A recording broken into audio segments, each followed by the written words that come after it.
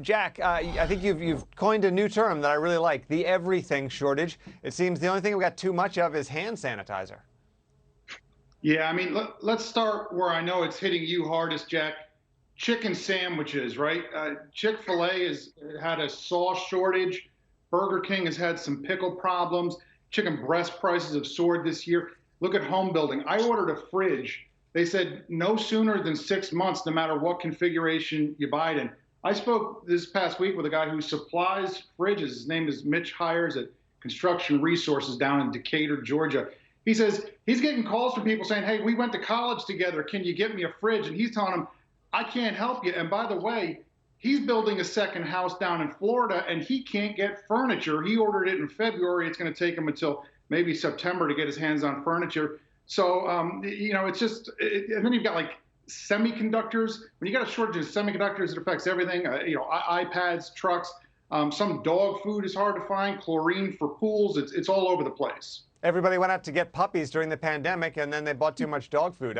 It's amazing. We're waiting for a patio umbrella my wife ordered months ago. They said June's fine. Now it's late July. Listen, what I love about your story is everybody's got their own barstool explanation for why this is happening. But you point out, no, there are so many forces at play here. It really is a perfect storm. There's a lot of causes, and they overlap some of them, and they change some of them. So there are one-offs, right? We had the polar vortex. Remember that? All that cold weather earlier in the year, and that shut down petrochemical plants. So you got strange things like this resin that's used to hold together wood strands to make siding for houses. That's in short supply and things like that. You had a hurricane last year that knocked out chlorine production, still recovering there. Corn has been affected by some weird weather in Brazil and out Midwest. Okay, then you get pandemic effects. As you say, the things people have been ordering, it's changed. We used to spend more on experiences. Now we're spending more on stuff. But then you've really got, it's a demand surprise. I hear so many stories about people who say, hey, we thought we were going to be in a fight for our life financially. Now we're in a fight to keep up with orders. That's because people are feeling wealthy because of the rising stock market. But we also have stimulus, which was, for some people, it was very important and it saved them financially. But when you take it as a whole, the stimulus is larger than the demand effect of the pandemic. And so that's produced this upward pressure. And one of the biggest causes you have to look at is transportation. Wherever you look, there's a shortage of shipping containers. There's a shortage of dock space. I talked to a guy, a union boss at the docks in LA, and he says, shortage of shipping containers, I got them stacked 8 high right here. He can't move them because there's also a shortage of warehouse space, warehouse workers, trucks, truck chassis, and drivers. And all of this stuff hits at a time when we actually were decades into some various trends that are contributing to this.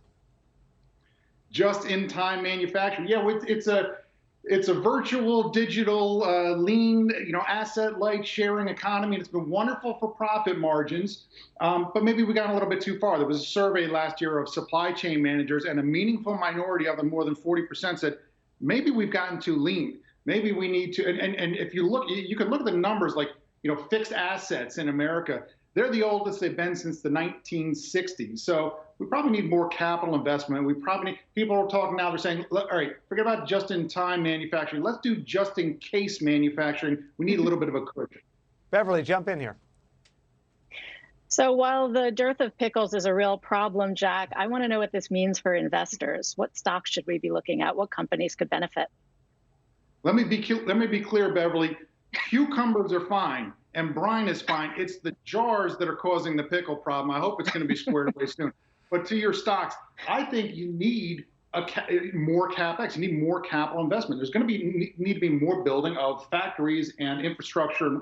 There's already record starts in warehouses. Intel, for example, is going to spend $20 billion on 2 new chip factories. Things like that are a good sign. I think you look at Lam Research, companies like that which provide chip equipment. Oshkosh, they do aerial work platforms and cement trucks. Rockwell Automation for smart factories. Wesco, that's a supplier of electrical supplies for capital projects. And XPO Logistics.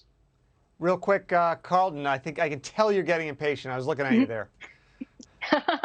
Well, I'm just curious, how long is this going to be going on, Jack? Because I've got like this can of Spam. Like, can I have this for dinner tonight, or do I have to worry about can shortages down the line?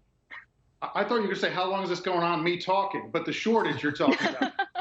I I asked one strategist and he said more than 2 or 3 months, less than 2 or 3 years. Okay, but if you really want to know, you have to ask a transportation analyst. I did, and he said, the way things look now, we're not going to have it fixed by the Christmas shopping season, which means we're not going to have it fixed until early next year at the soonest. Thanks a lot for that, Jack. We could go on and on. We can't. So everybody read that story. It is the best explanation you will see of what's going on in the economy right now.